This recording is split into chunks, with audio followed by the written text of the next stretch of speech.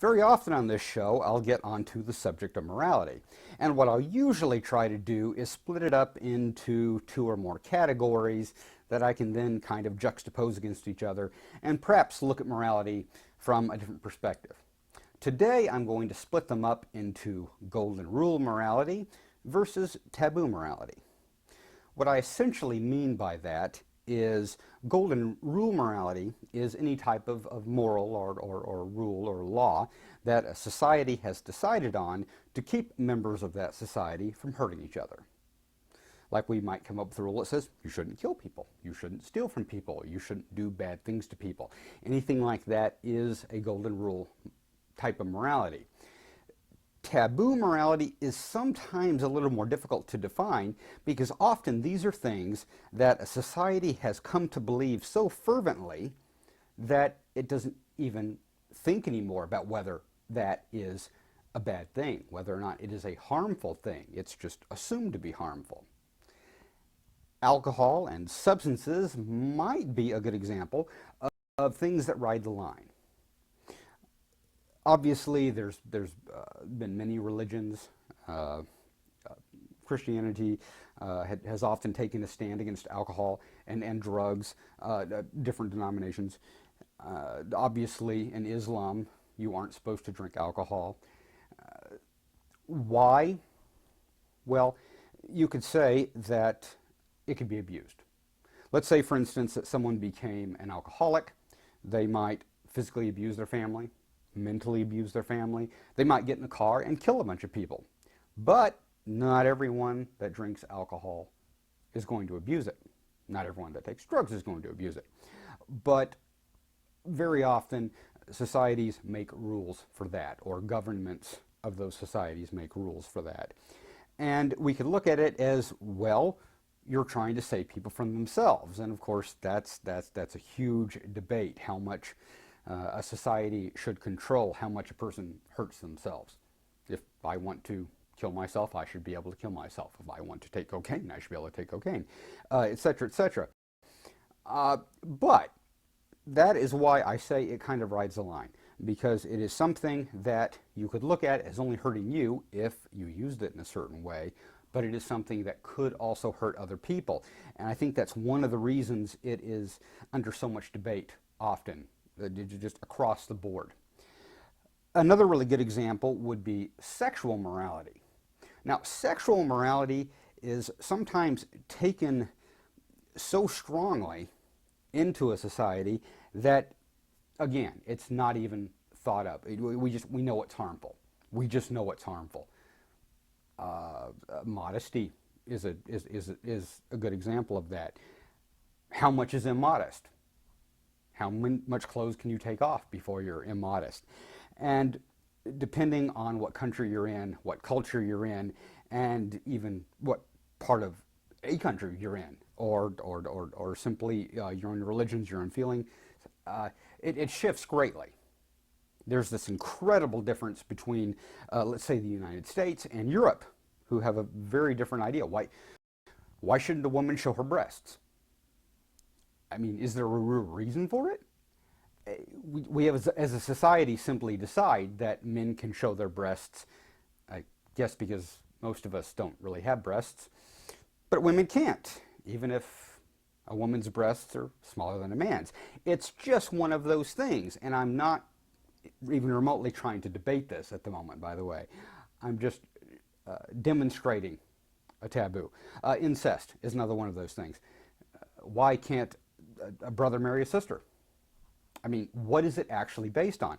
Now, we could look at it and say, well, you could be hurting the child, because children of incestuous relationships will often have problems. Now, that is kind of debatable. For one thing, a brother and sister who got married might not have children. They might decide not to have children. The man could have a vasectomy. They could just not have kids, and it's not an issue. Additionally, though, it is somewhat misunderstood. You see, what really happens is that when people that are close enough in the family, like a brother and sister, or a father and daughter, what have you, were to have sex, it simply doubles the possibility of negative traits. So if, for instance, there was congenital heart problems in the family and they both had a child, there would be a double possibility of that occurring. On the other hand, the good traits are also doubled. So it is kind of a crapshoot no matter how you look at it. Obviously, we know because of certain royal bloods that did this, that certain traits got passed down. It turned into something bad. But that's really the only actual reason for having a problem with it, is just the kids. So if that's not an issue, it's not an issue. Think about a few things. How would we feel about a brother and sister getting married who never knew each other, who didn't grow up together? One of them was adopted and they met in their 20s, didn't even know they were brother and sister. They got married, found out 5 years later that they were brother and sister. How would we feel about that? What about a stepbrother and sister who grew up in exactly the same way that a brother and sister would, but aren't physically related? What do we base that on?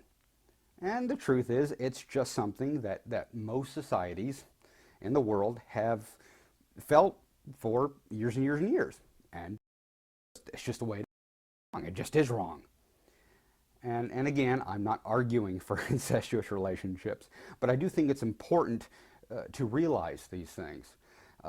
Sexual morals are one of the most significant ones that we have to think about. Homosexuality. This is a huge issue right now. A lot of societies have just decided it's wrong, and they decided it was wrong years and years ago, and that was just the way it was. Even in the Bible, there's very, very little on homosexuality, but because we feel so strongly about it, we take those few little things and we blow them up big, big, big, and think, oh, well, God hates homosexuals. And it's not really based on anything. And as a society, now our society is shifting more and more to simply not having a problem with it. And therefore, the morality changes because it is a taboo moral.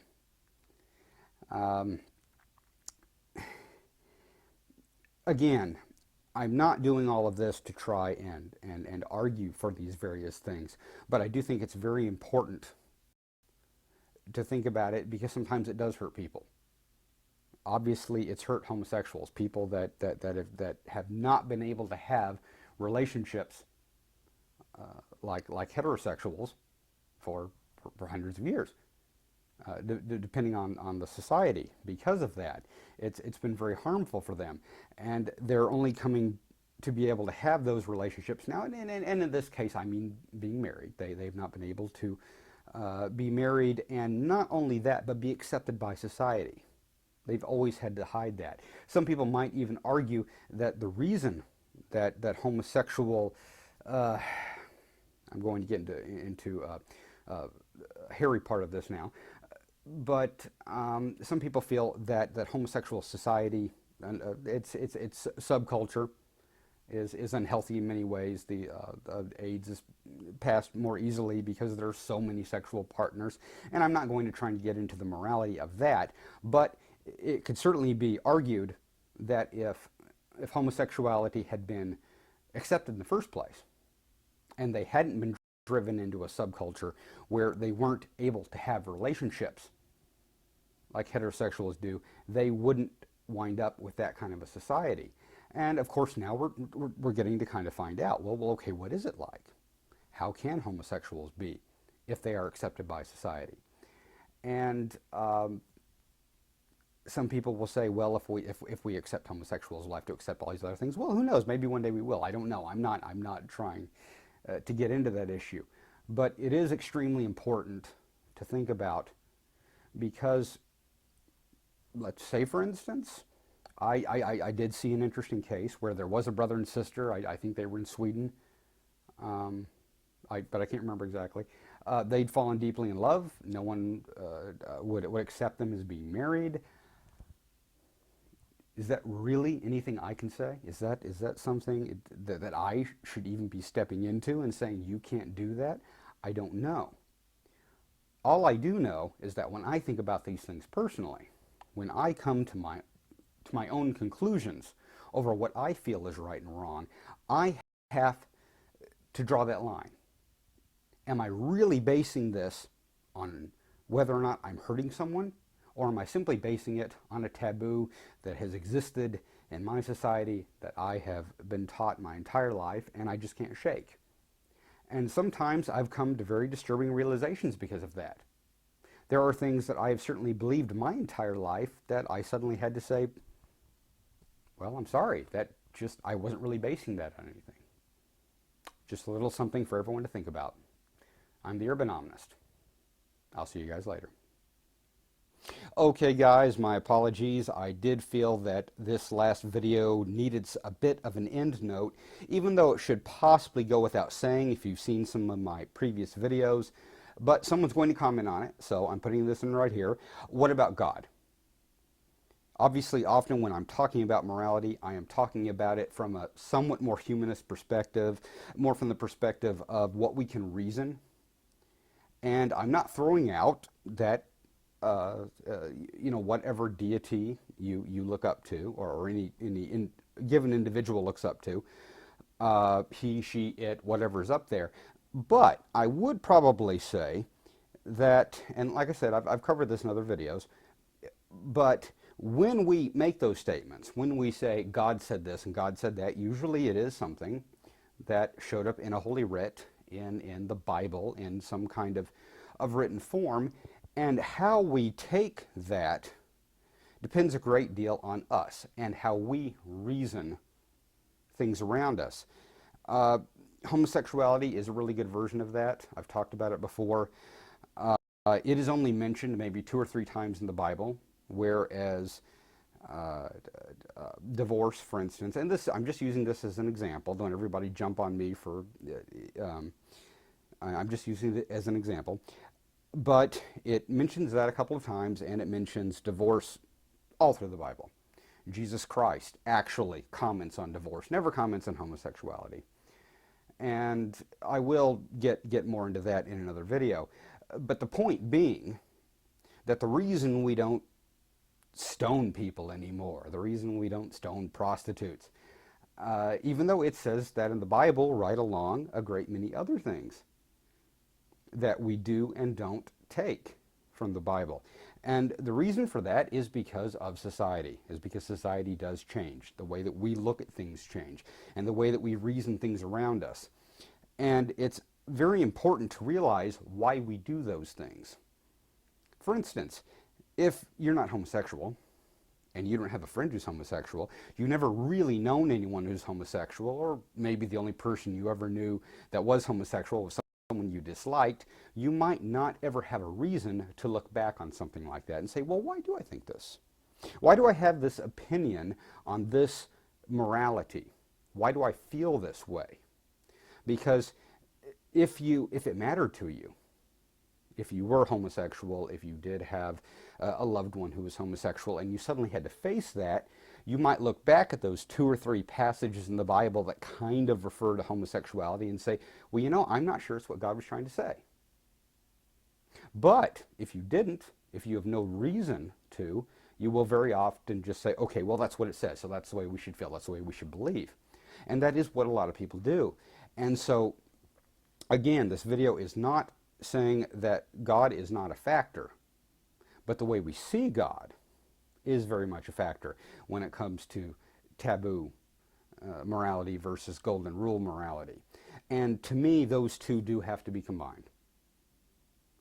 We have to look at things that people have said, at rules that have been stated in holy writs, in whatever form that you feel you gain your morality, and look at it reasonably and say, what is this really derived from? What does it mean to me? Why do I feel this way about it? For whatever all that's worth. See you guys later.